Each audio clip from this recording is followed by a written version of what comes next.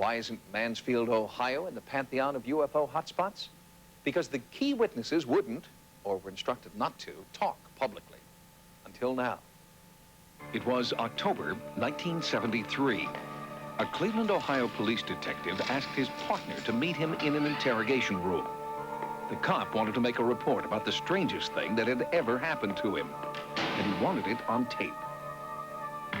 Today is October the 19th, 1973, and the time is approximately 2 p.m. I have with me in my office at the present time Detective John Healy. Healy's going to describe in his own way of an incident that had occurred last night. Okay, we left Fort Columbus Airport at about 10:30 last night.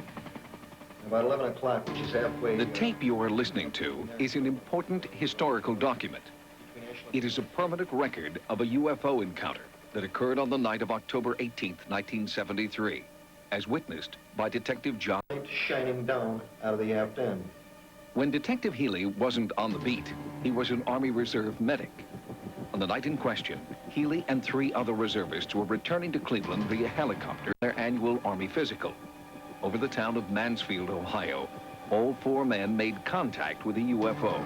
Detective Healy now speaks publicly about the incident for the first time in 20 years. We were almost involved in a mid-air collision with an object that was coming out of the east, heading west toward us.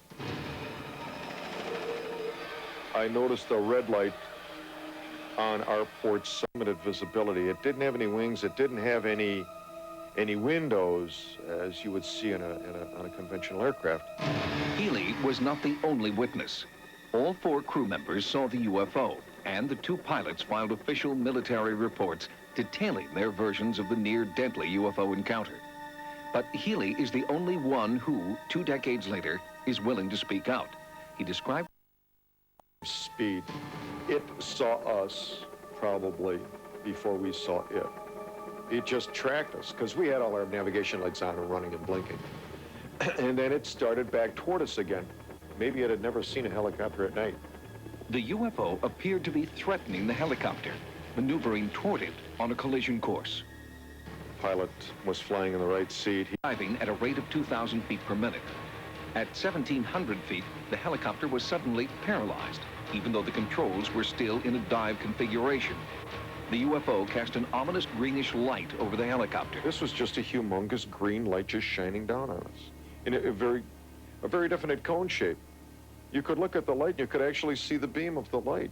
The pilot tried to dive, but instead started to rise. It seemed that the UFO was pulling the helicopter toward it, overriding the aircraft's controls. In regards to our aircraft climbing, while it was in a dive configuration, I didn't feel us being pulled up as in an elevator. Then it took off.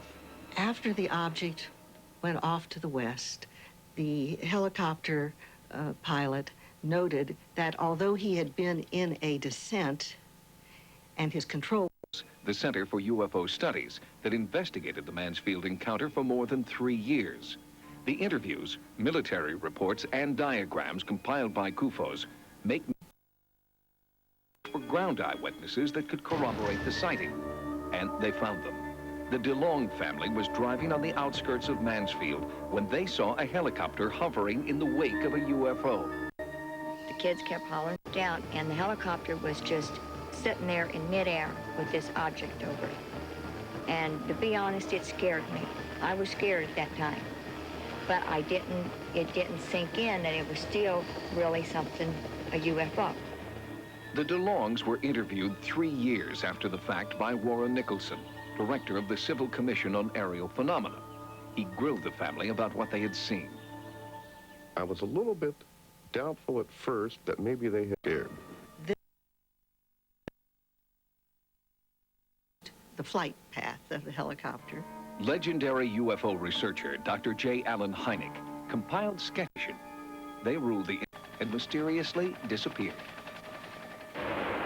What weeks, even years after the incident. The aircraft number was 15444. That was the aircraft we were in that night. She was never any good after that. She was the hangar queen after that.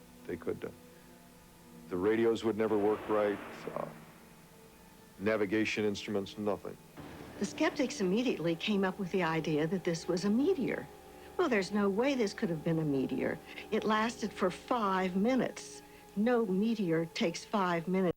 But after 21 years, the trail is growing cold. The Mansfield UFO will never be investigated by our military the way Detective Healy once took for granted that it would be. Quite something. Anything further comes along, I'd just be interested in knowing. Oh, no problem. We've got a reserve meeting the 3rd of November, and if nothing else, I'll find out how far the report's gone from there. Thanks ever so much. Sightings continues after the break.